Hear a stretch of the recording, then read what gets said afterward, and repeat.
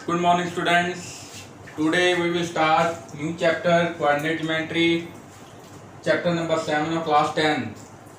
9th class में already आप इसके बारे में कुछ बेसिक कॉन्सेप्ट डिस्कस कर चुके हो। शीशा क्या होता है, कोऑर्डिनेट क्या होता है, कोऑर्डिनेट क्या होता है, इनको ड्रा कैसे करते हैं, लोकेट कैसे करते हैं।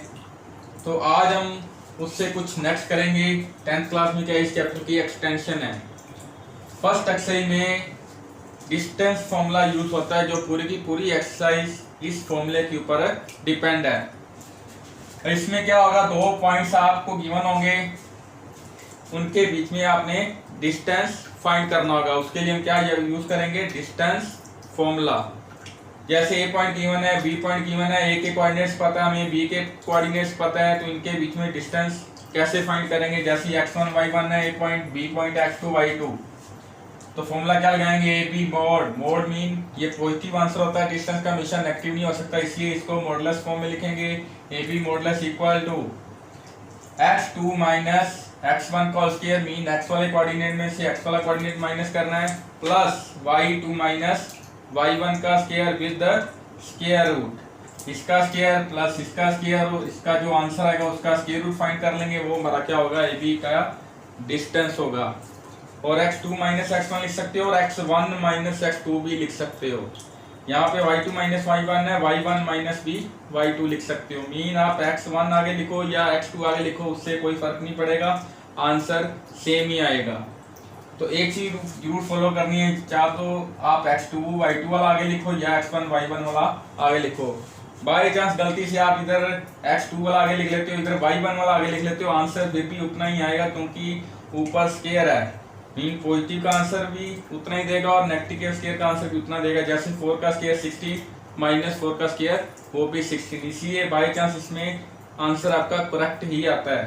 बट कोशिश कीजिए पैटर्न के थ्रू आप इसको फॉलो करो, x2 आगे लिखो, y2 आगे लिखो या x1 y1 आगे लिखो। अब इस फॉर्मूले को अप्लाई करते हैं। पूरी एक्सरसाइज इस एक ही फॉर्मूले के ऊपर डिपेंड है, बहुत ही इजी चैप्टर है। जैसे ये 2 पॉइंट्स गिवन है ए और बी, हमने इनके बीच में डिस्टेंस फाइंड करना है। तो अब आपकी मर्जी है, एक्स वाला आगे लिखो या वाई वाला। कोशिश कीजिए जो बड़ा आंसर होता है उसको आगे लिखा करो। जैसे इधर 3 है, इधर -2 है, तो 3 वाला बड़ा है, तो मैं क्या करूँगा फिर 3 माइनस 2 का स्क्वायर, यानी कि ये x1 माइनस x2 का whole square plus y1 2 minus y2 3 का होल स्क्वायर, और 3 ये कितना बन जाएगा, माइनस माइनस प्लस 2 का स्क्वायर, ये 2 माइनस 3 माइनस 1 का स्क्वायर, ये बनेगा 5 का स्क्वायर प्लस माइनस 1 का स्क्वायर। चाहे माइनस 1 का स्क्वायर लिख लो चाहे प्लस 1 का स्क्वायर लिखो, क्योंकि स्क्वायर ने इसको पॉजिटिव ही कर देना है। तो माइनस 1 का स्क्वायर ये आएगा 25 प्लस 1, मीन कितना आ जाएगा 26 स्क्वायर रूट यूनिट्स।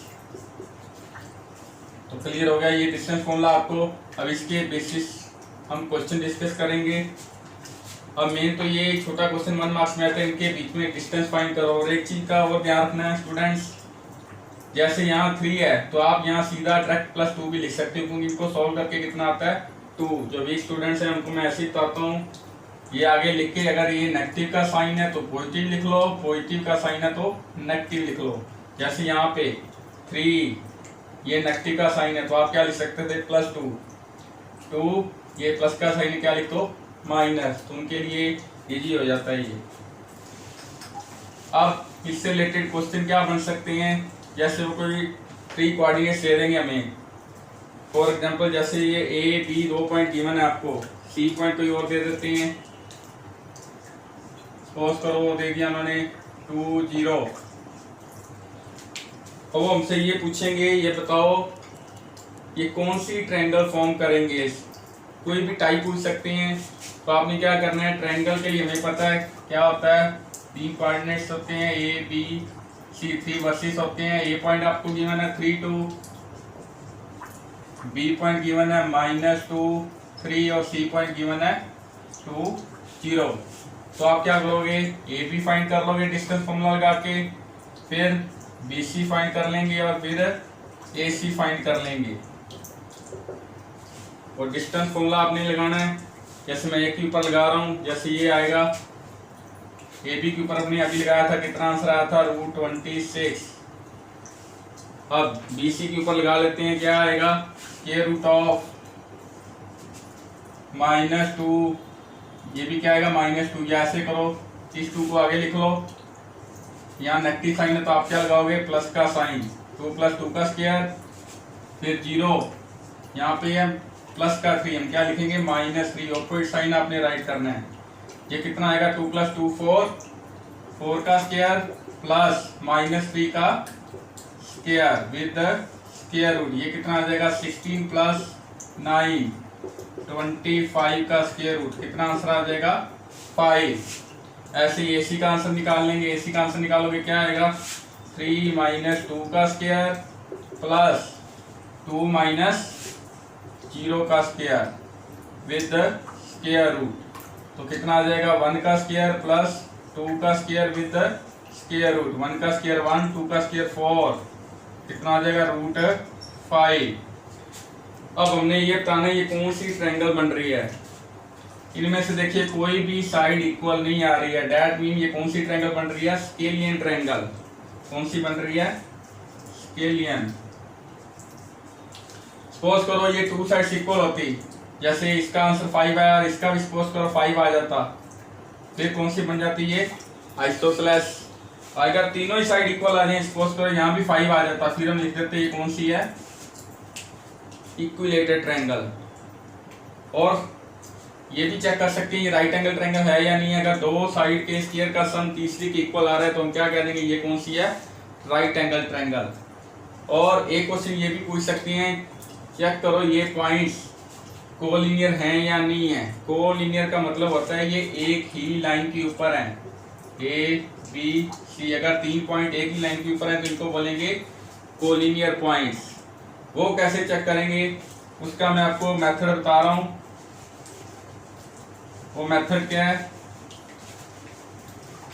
जैसे सपोज कीजिए कोई भी 3 कोऑर्डिनेट्स गिवन है आपको, आपने वैसे ही ए बी फाइंड कर लेना है, फिर बी सी फाइंड कर लेना है, फिर सी ए फाइंड कर लेना है। सपोज करो ए बी का आंसर आ रहा है 5, बी सी का आंसर आ रहा है 3 और ए सी का आंसर आ रहा है 8। तो आपने क्या चेक करना, अगर इन तीनों में एक का आंसर दूसरे दोनों के सम के इक्वल आ जाए, जैसे इस एग्जांपल में मैंने बताया ए सी का आंसर किसके इक्वल आ रहा है A B plus B C के।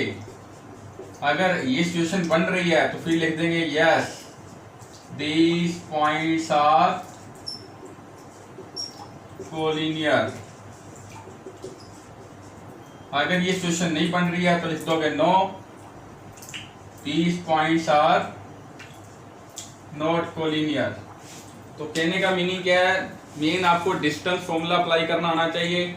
अब किसी क्वेश्चन में 3 टाइम अप्लाई करना पड़ेगा, किसी क्वेश्चन में इसको 5 टाइम अप्लाई करना पड़ेगा, किसी क्वेश्चन में इसको 6 टाइम अप्लाई करना पड़ेगा। तो ये मेन आपका डिस्टेंस फॉर्मूला फर्स्ट एक्सरसाइज के लिए इंपॉर्टेंट है। तो फर्स्ट क्वेश्चन तो यही बनता है, डिस्टेंस फाइंड कीजिए। सेकंड चेक करो ये पॉइंट्स कोलिनियर हैं या नहीं है, उसका मेथड आपको मैंने क्लियर कर दिया। थर्ड वो आपसे ये पूछेंगे ये किस टाइप की ट्रायंगल बन रही है। और फोर्थ वन वो आपको 4 पॉइंट्स दे देंगे, जैसे A B C D, D point एक आपको और दे देंगे वो। उसके सपोज करो कोऑर्डिनेट्स गिवन है 5 3, तो वो कहेंगे चेक करो ये कौन सी टाइप बन रही है, कौन सी टाइप की क्वाड्रिलेटरल बन रही है। उसके लिए आपको 8th 9th में टाइप्स ऑफ क्वाड्रिलेटरल क्लियर होना चाहिए, जो आपने 8th 9th में किया हुआ है ऑलरेडी। पैरेललोग्राम क्या होती है, रेक्टेंगल क्या होती है, रंबस क्या होती है, स्क्वायर क्या होता है, उसकी सारी प्रॉपर्टीज आपको याद होनी चाहिए, फिर ही आप इसको कर पाओगे। तो जस्ट मैं एक बार आपको क्लियर कर देता हूँ। जैसे सपोज करो ए बी का आंसर आ जाता है 5, बी सी का आंसर आ जाता है 6। अब क्वाड्रिलेटरल किस शेप में होती है, कोई भी क्वाड्रिलेटरल, जैसे ये क्वाड्रिलेटरल है A B C D. Suppose करो ए बी आपका आ गया 5, बी सी आ गया 6, डी सी आ गया 5 और ए डी आ गया 6। तो यहाँ पे क्या आएगा ए बी हो गया, बी सी हो गया, आप क्या लिखेंगे सी डी 5 आ गया। सपोज करो ए डी कितना आ गया 6। अब देखिए इसमें ऑपोजिट साइड्स क्या आ रही हैं, इक्वल आ रही हैं। मीन ऑपोजिट साइड्स इक्वल आ रही हैं। तो ऑपोजिट साइड्स किस में इक्वल होती हैं, या तो पैरेललोग्राम में इक्वल होती हैं या वो रेक्टेंगल में इक्वल होती हैं। तो ये रेक्टेंगल भी हो सकती है और पैरेललोग्राम भी हो सकती है। इसलिए हम क्या करेंगे, इसके डायगोनल फाइंड करेंगे। ये डायगोनल फाइंड कर लेंगे, मीन AC का आंसर भी निकाल लेंगे और BD का भी। AC के ऊपर डिस्टेंस फॉर्मूला लगा दोगे तो AC फाइंड हो जाएगा और BD के ऊपर डिस्टेंस फॉर्मूला लगा दोगे BD फाइंड हो जाएगा। कहने का मतलब क्या है, 6 टाइम आपने इसमें डिस्टेंस फॉर्मूला यूज करना है, AB के लिए, BC के लिए, CD के लिए, AD के लिए, AC के लिए और BD के लिए। सपोज करो AC का आंसर आ रहा है 7 और BD का आंसर भी आ रहा है 7। अब डायगोनल इक्वल आ रहे हैं, ऑपोजिट साइड्स भी इक्वल हैं और डायगोनल भी इक्वल हैं, तो ये किस में होता है, रेक्टेंगल में। तो इसका मतलब ये क्या बनेगी, ABCD एक रेक्टेंगल बनेगी। सपोज करो ये डायगोनल इक्वल नहीं आ रहे हैं पर ऑपोजिट साइड्स इक्वल हैं, डायगोनल इक्वल नहीं है, तो वो किस केस में होता है, जब ये पैरेललोग्राम बनती है। तो मीन ABCD क्या बनेगी, पैरेललोग्राम। ऐसे ही नेक्स्ट जो कैटेगरी है रंबस और स्क्वायर के लिए है। सपोज करो चारों साइड इक्वल आ गई हैं, 5 5 5 5, तो ये स्क्वायर भी हो सकता है और रोम्बस भी हो सकता है। उसके लिए हम फिर डायगोनल चेक करेंगे। अगर डायगोनल इक्वल आ रहे हैं, सपोज करो दोनों 7 7 आ रहे हैं, तो डायगोनल इक्वल किस में होते हैं, स्क्वायर में। तो ये क्या बनेगा, ABCD एक स्क्वायर बनेगा। और डायगोनल अगर इक्वल नहीं आ रहे हैं तो फिर क्या बनेगा, ये रोम्बस बनेगा। तो ये मैंने आपको ओरल इसके रिजल्ट बता दिए हैं। तो स्टेटमेंट में आपको ABCD 4 पॉइंट्स गिवन होंगे। आपने क्या करना है, AB फाइंड कर लेना है, फिर BC, फिर CD और फिर DA, चारों साइड फाइंड कर लोगे डिस्टेंस फॉर्मूला लगा के, उनसे आप चेक करोगे।